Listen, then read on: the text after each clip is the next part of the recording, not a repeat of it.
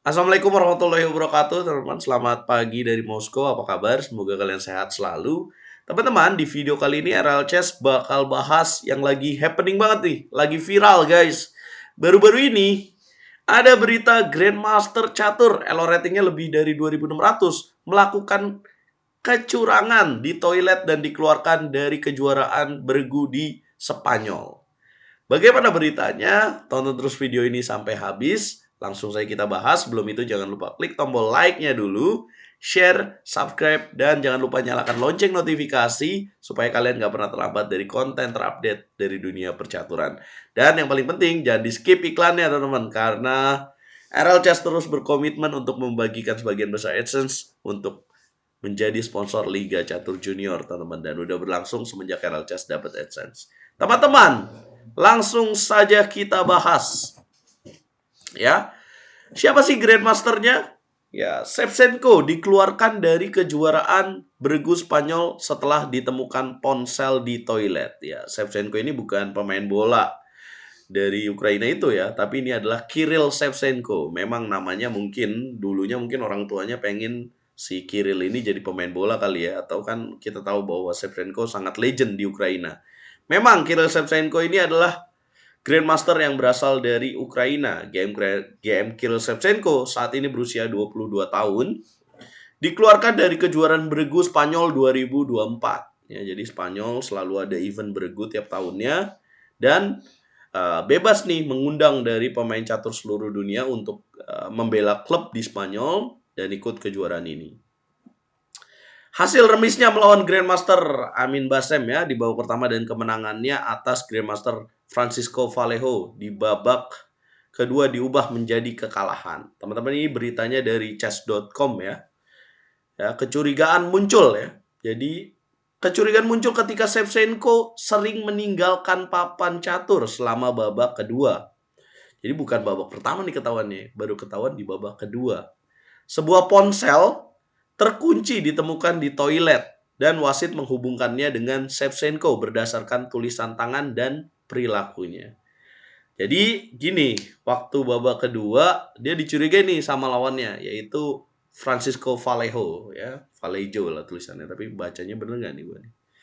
Ya, jadi Francisco Vallejo curiga dong nih lawan saya sering meninggalkan ke toilet gitu ya, sering meninggalkan permainan gitu. Sebenarnya boleh-boleh aja sih. Pemain catur itu punya hak untuk pergi ke toilet, asalkan bukan waktunya dia melangkah, teman-teman. Jadi kalau misalkan kan pemain awam nih selalu mikir ya, kalau pemain catur tuh mikir berjam-jam nanti dia boleh ke toilet nggak sih pada waktu permainan catur klasik, ya boleh.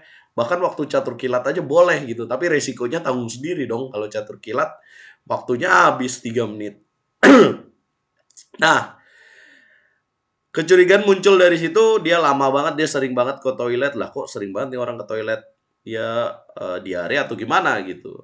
Nah, kemudian ditemukanlah ponsel ya.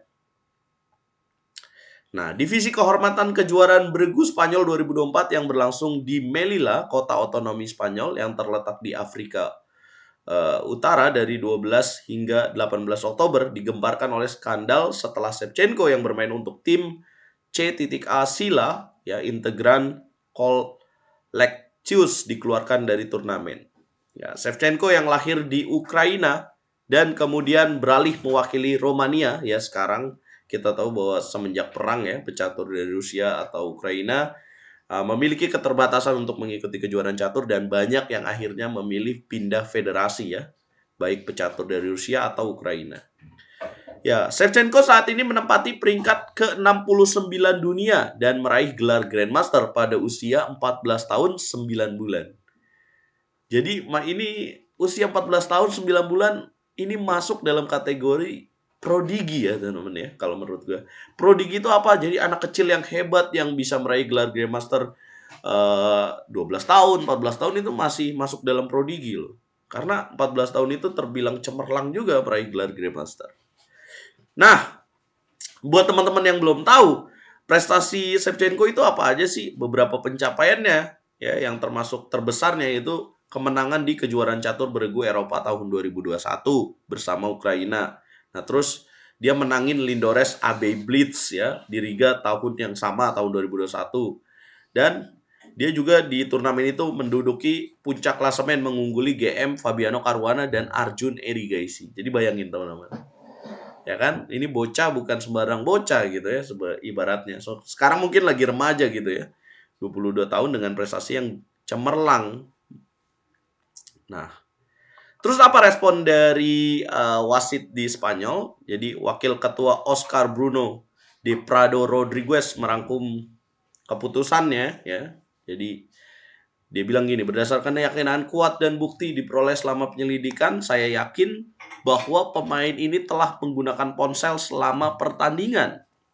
Selain itu, dia mengabaikan instruksi saya untuk melapor saat meninggalkan ruangan yang melanggar aturan FIDE. Nah, oleh karena itu, saya memutuskan untuk memberikan sanksi berikut. Jadi gini, tadi kan ada bunyi begini. Dia mengabaikan instruksi saya untuk melapor saat meninggalkan ruangan. Jadi, mungkin udah dikasih peringatan ya si Shevchenko ini. Lu kenapa meninggalkan ruangan terus gitu ya?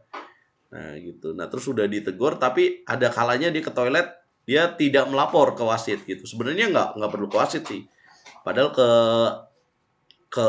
lawan aja udah cukup gitu. Nah, mungkin ini karena udah terlalu sering gitu, jadi ditegur sama wasit. Nah, sanksinya apa? 1, membatalkan hasil 2 pertandingan yang sudah dimainkan. Jadi babak 1 dia melawan Grandmaster Amin Basem itu dicoret hasilnya. Ya, dan kedua dia melawan Francisco Vallejo Pons ya, sesuai dengan pasal 12.8 ya, peraturan FIDE yang melarang penggunaan perangkat seluler ya. Kedua lawannya di babak tersebut dinyatakan menang. Jadi yang remis di babak pertama melawan Amin Basem dianggap menang lawannya. Babak kedua juga Vallejo Pon yang kalah dianggap menang. Nah, poin kedua, mengeluarkan Kirill Shevchenko dari kompetisi karena dianggap melakukan pelanggaran sangat serius berdasarkan pasal 19.9.9 ya. FIDE gitu ya. 3, laporan lengkap beserta seluruh bukti akan diserahkan ke Komite Teknis Wasit FIDE dan Komite Etik FIDE. Wasit FEDA, itu Federasi Spanyol kayaknya, dan Komite Etik FIDE, teman-teman. Nah, keputusan tersebut menjelaskan bahwa penyelidikan dimulai setelah Vallejo mengajukan keluhan. Jadi ini triggernya kapan sih? Kenapa bisa dimulai tadi gue bilang ya? Vallejo mengajukan keluhan kepada wasit bahwa lawannya di babak kedua Shevchenko ya terlalu sering meninggalkan papan catur. Nah, ketika ditanya, Shevchenko ngakunya harus sering ke toilet karena suatu masalah ya. Dia bilang mungkin ya kenapa lu ke toilet mulu sih gitu kan ya. Mungkin dia bilang ya gue nih diare nih gitulah. Gini gue lagi sakit nih atau gimana gitu kan, bisa kan. Dan wasit kan nggak mungkin bohong loh, nggak mungkin gitu kan. Pasti wasit menghormati alasan pemain juga. Nah, wasit mengingatkannya bahwa ia harus meminta izin sebelum pergi ke toilet yang terletak di luar ruang bermain di area umum yang memiliki 2 bilik dan 3 urinoir. Oh, oke. Ini gue baru tahu ya. Jadi ini mungkin celah dia melakukan kecurangan ya. Jadi toilet itu terletak di ruang bermain, di luar ruang bermain di area umum yang memiliki 2 bilik dan 3 urinoir. Oke. Nah, ini celahnya ya. Jadi bagusnya kalau kita mengadakan turnamen, bagusnya ruang pertandingan itu toiletnya juga khusus pemain ya, nggak boleh dicampur sama umum. Nah, ini menyebabkan ada celah ya. Benar kata Bang Napi, kejahatan itu terjadi bukan karena ada korbannya doang, tapi ada kesempatan ya. Ini menurut gue celahnya ya. Nah, kalau misalkan toiletnya ya misalkan ya terpaksa kita menyewanya tempat pertandingannya, toiletnya harus gabung sama umum di luar gitu gimana. Nah, kalau kemarin malah di Indonesia nih lebih visioner lagi, berarti hebat nih ya. Indonesia nih lebih hebat. Waktu kemarin di Pekan Olahraga Nasional di Mickey Holiday Resort itu lebih hebat lagi. Jadi toiletnya kan ada di luar pertandingan. Nah, itu dikawal jadi guys. Kita ke toilet itu dikawal ya, saking untuk mencegah kecurangan. Tapi itu keren loh ya. Artinya walaupun kita melihat ngapain sih mesti dikawal-kawal gitu ya. Nah, walaupun masuk ke ruang pertandingan sudah dicek pakai pendeteksi logam ya. kayak masuk ke hotel-hotel berbintang gitu. Nah, tapi Indonesia keren juga kemarin, nah, sampai ditemenin gitu. Nah, saking mencegah kecurangan. Nah, itu bagus sih, tidak memberikan celah ya. Nah, jadi keren Indonesia. Nah, setelah kunjungannya yang berulang ya, jadi ini setelah si Shevchenko sering banget ke toilet ya, wasit meminta anggota panitia untuk menyelidiki lebih lanjut. Nah, mereka mengamati Shevchenko yang memasuki salah satu kamar mandi nih, salah satu bilik ya, di mana mereka menemukan sebuah ponsel baru beserta catatan tulisan tangan yang bertuliskan "No toques el teléfono se dejó para que el huésped contestra por la noche." Gimana bacanya? Gua salah baca aja. Nah, tapi kalau diartiin tuh apa? Artinya jangan sentuh ponsel ini. Ditinggal ya. Jangan sentuh. Ponsel ini ditinggalkan agar pemiliknya bisa menjawabnya di malam hari. Pinter banget ya.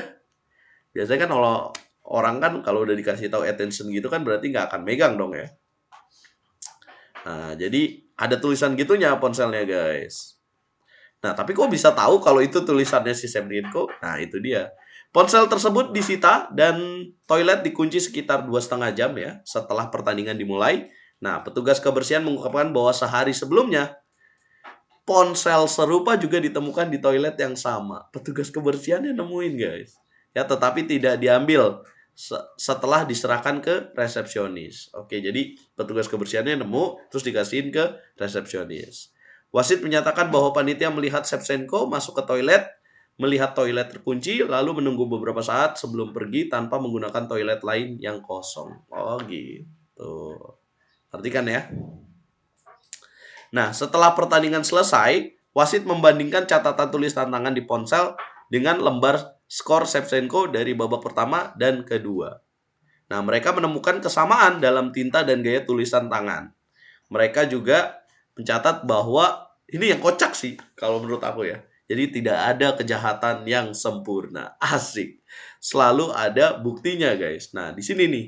Mereka juga mencatat bahwa zona waktu di ponsel tersebut 1 jam lebih cepat dari zona waktu Spanyol, 2 jam lebih cepat dari Maroko, yang mungkin menunjukkan zona waktu Romania yang tadi aku bilang kalau dia sekarang membela Romania. Dodol banget ya. Ya, tapi itulah tidak ada kejahatan yang sempurna, guys. Nah, ketika dihadapkan dengan bukti tersebut dengan bantuan rekan setimnya, Grandmaster Daniel Yuva sebagai penerjemah, Shevchenko membantah semua tuduhan. Nah, ini ada lampirannya guys dalam bahasa Spanyol. Nah, wasit juga menerima 2 keluhan tambahan yaitu dari Grandmaster Jose Carlos Ibarra Heres ya, yang mewakili rekan setimnya Amin, menyebutkan bahwa Amin secara pribadi memperhatikan Shevchenko sering meninggalkan papan catur selama babak pertama. Jadi udah mulai sus ya. Amin yang masih terkejut dengan kejadian ini menjelaskan kepada chess.com ya bahwa hal-hal mulai terasa aneh bagi saya di langkah ke-6. Setelah membuat langkahnya, dia meninggalkan ruang bermain selama lebih dari 10 menit. Wah, lama banget. Dan ini terjadi beberapa kali di langkah berikutnya. Awalnya saya pikir mungkin dia mengalami masalah perut. Tapi pada satu titik, saya memutuskan untuk keluar dan melihat di mana dia. Dan dia sedang berdiri di luar toilet. Begitu dia melihat saya, dia langsung kembali ke ruang bermain. Kemudian dia berhenti keluar sampai pertandingan selesai. Wah. Iya, kadang-kadang pernah gak sih gue mengalami kayak gitu? Gue juga pernah mengalami kayak gitu ya. Jadi lawan gue kok lama banget nggak balik-balik ke toilet gitu. Nah, ternyata dia lagi ngobrol sama orang lain. Gitu. Nah, atau yang mencurigakan ya kayak gini ya. Tapi sebenarnya ya bisa dicek ya kalau misalkan teman-teman curiga kalau misalkan lawannya curang, ya itu setelah pertandingan kita bisa menganalisis kan akurasinya berapa gitu. Nah, ketika ditanya tentang pengaruhnya selama permainan, Amin menjawab, "Saya biasanya mencoba untuk tidak terlalu memikirkan apakah seseorang mungkin curang." Keren. Positive thinking dia. Karena hal itu bisa mengganggu permainan saya. Keren.